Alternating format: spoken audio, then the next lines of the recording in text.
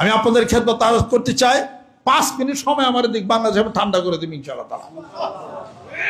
Professor সাহেব চালান আপনি কিসের পেয়ার ইলেকশন দিতে, পাজিগুলা যেগুলো পেয়ার ইলেকশন ওগুলো জামানত বাজেয়াপ্ত ওগুলো আর চালান, ওগুলো দেখা যাবে ওগুলো রেটে।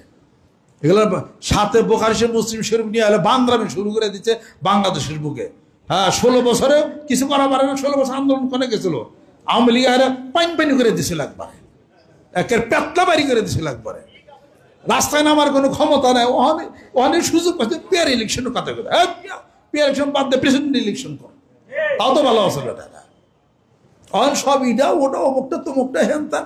হ্যাঁ আওয়ামী লীগ থাকতে বাঙ্গারের মধ্যে নিয়ে হান দাইছিল একবারে, বাঙ্গারের মধ্যে গেছিল। বাঙ্গারে গেছো জ্ঞান, আওয়ামী লীগ এখনো ঘরে ঘরে আছে। আপনারা মনে রাখবেন, আমার কথা রেকর্ড হচ্ছে, আওয়ামী লীগ এখনো পাওয়ার আছে বাংলাদেশের। জানেন কিছু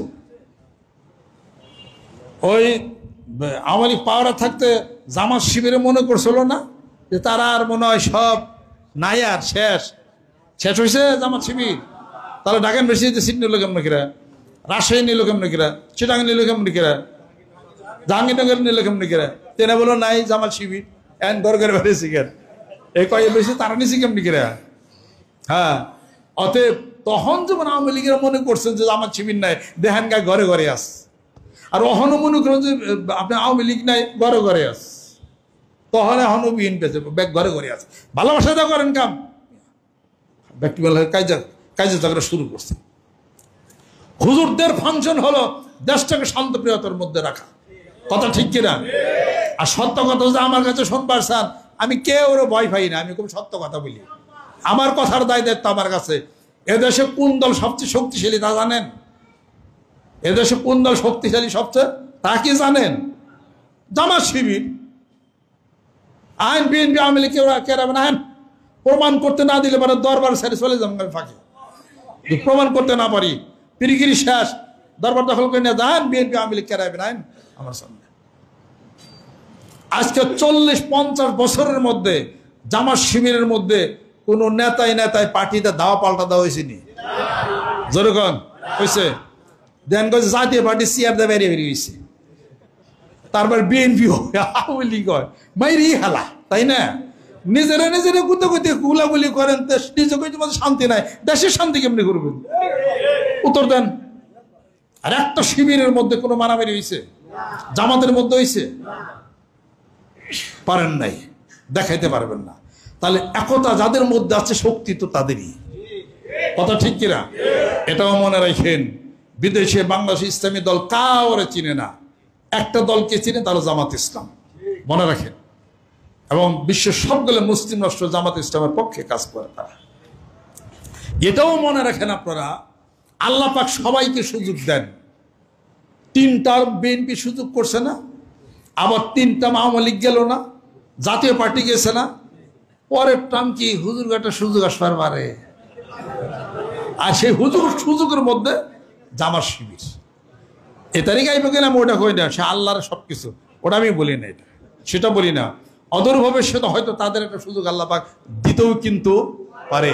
সবাই আল্লাহ সুযোগ দিব, এই জন্য দিবে যে তোমরা যে ইসলাম করো আর কোরআন নিয়ে যেত করো, এত কিছু একবার আল কোরআন আলো ঘরে ঘরে জালো, দিলাম একটু সুযোগ, কইরা দেহা, কথা ঠিক কিনা? কইরা দেহা। আমি জামাত শিবিরের পক্ষের কথা বলি না, গত মাসিক মাহফিলে আমি তাদেরকে বলছি, মানিকগঞ্জ দরবার শরীফ বললে জামাত শিবিরকে খুব সিবি লাগছে, কথা ঠিক কিনা? শরীফ হলো মক্কা শরীফ, শরীফ হলো মদিনা শরীফ, বিভিন্ন দরবারে শরীফ লেখে কেন? জামাত শিবির আমাদের বিরোধিতা করছে। এখন যে আমরা ওই পূজা মণ্ডপে যায় যে গীতা পাঠ করে, ওটা কি? ওরা শিরিকটা, কথা ঠিক কিনা? কর জামাতের নেতারা ওখানে যায় সে ওই গীতা পাঠ করে আবার হিন্দুকে বুট কালেকশন করার পায়তারের মধ্যে তারা নামছে। এই দ্বিমুখী আচরণ এটা বন্ধ করো তোমরা, কথা ঠিক কিনা? করে না, এগুলো বন্ধ করো। এটা আমি আপনাদের খেদমত আরোপ করতে চাই। হুজুর পিসব সহকারে সহমর্মিত আনেন। মানিকগঞ্জের পিসবের কোনো দোষ থাকলে পরে সামনে আসেন, বসেন, সামনে আসেন, বসেন, আলাপ আলোচনা করি। তাছাড়া আপনারা সবাই সবার পিছনে লাগছেন, বিদায়ী সম্মান নষ্ট হয়ে গেছে।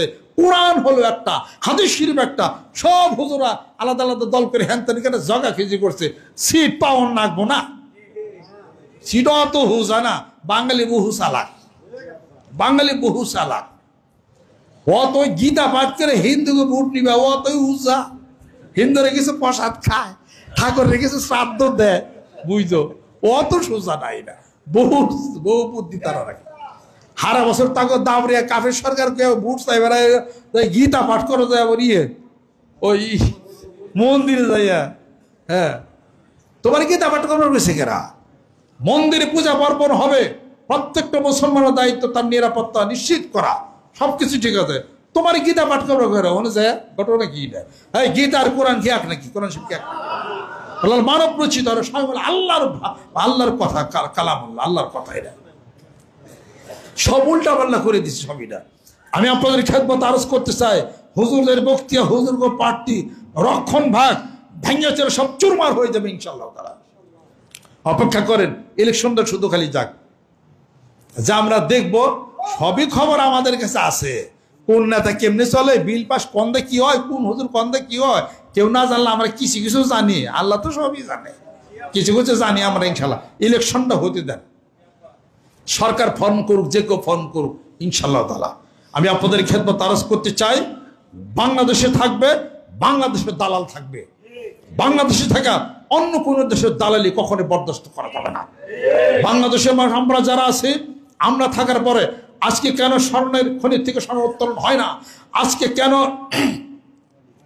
যমুনা, পদ্মা যমুনা এখান থেকে আজকে কেন বালি বিক্রি হচ্ছে না? সমস্ত হিসাব বিকাশ হবে। বিদেশিরা চায় বাংলাদেশ আমাদের কাছ থেকে ভিক্ষাবৃত্তি করবে, টাকা হাওলাত দিবে, আর আমরা বৈশা বৈশা শোষণ করে খাবো। ব্রিটিশরা 250 বছর শোষণ করছে, এরা আবার নতুন করে শোষণ করতেছে। শোষণ করতে দেওয়া হবে না। ওই সরকারের দরকার, যেই সরকার 55টা ইসলামী রাষ্ট্রের সাথে সুসম্পর্ক করে সৌদি থেকে, কুয়েত, কাতার থেকে আপনার টাকা আনেন, কোনো সুদ দিতে হবে না, যেরকম সুবহানাল্লাহ। সেই ব্যবস্থা করার জন্য দেশকে ভালোবেসে এই কাজ যে করবে সেই সরকারকে সমর্থন করতে হবে। এটাই হলো কথা। আল্লাহ পাক বলেন, যেই জাতি আমার গুণগান করবে, কৃতজ্ঞতা প্রকাশ করবে, আমার ইবাদত করবে, আসমান থেকে গাইবে, আমি রিজিক তাদেরকে দিব, যেরকম সুবহানাল্লাহ। অথবা আমাদের মালিককে, যেরকম ওয়াকাইমিন দাবাতিন লা তাহমিলু রিজকাহা, আর পানির মধ্যে তাদের রিজিকের আমি ব্যবস্থা করি। আর 18 কোটি মানুষের রিজিকের ব্যবস্থা আল্লাহ পাক করতে পারেন না? পারেন কিনা? সেই ভরসা করতে হবে। কোনো বিদেশির উপর ভরসা নাই, কিন্তু সুসম্পর্ক প্রতিষ্ঠা করতে হবে, যেরকম ঠিক কিনা? সুসম্পর্ক করতে হবে। আল্লাহর জিকির, নামাজ, আরব বিশ্বের সাথে সুসম্পর্ক করলে পরে আরব বিশ্ব জানবে যে দেশের মুসলমানরা ইসলামকে ভালোবাসে, কোরআনকে ভালোবাসে এবং তারা সুসংহত আছে। ইনশাআল্লাহ তাআলা তাদের মন দিল আল্লাহ পাক ঘুরিয়ে দিবে, সব কিছু ঠিক হয়ে যাবে, যেরকম সুবহানাল্লাহ। মানিকগঞ্জ দরবার শরীফের নেতৃত্বে এই দেশকে ভালোবেসে, কোরআনকে ভালোবাসে ইনশাআল্লাহ তাআলা সামনে পদক্ষেপে আগায় যাইতে হবে।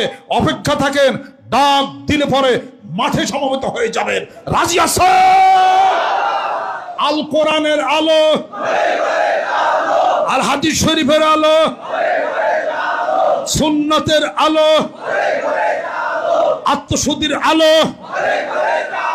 দয়াল নবীর শত্রুরা, ইসলামের শত্রুরা, এদেশকে ভালোবাসি আর আল্লাহ পাকের জিকিরের সামনে চলছি। পিস সব যে কটা আছেন সোজা হয়ে যান। শাইখুল হাদিস মুফাসসিরে কোরআন সব খবর রাখি। হ্যাঁ, বুখারী শরীফ কিনা সাফ কালা করে দিলে ইয়ার হুজুর বাড়ি থেকে কিনা আনেন নাই, বুখারী আমার কাছেও আছে, আমার কাছেও আছে।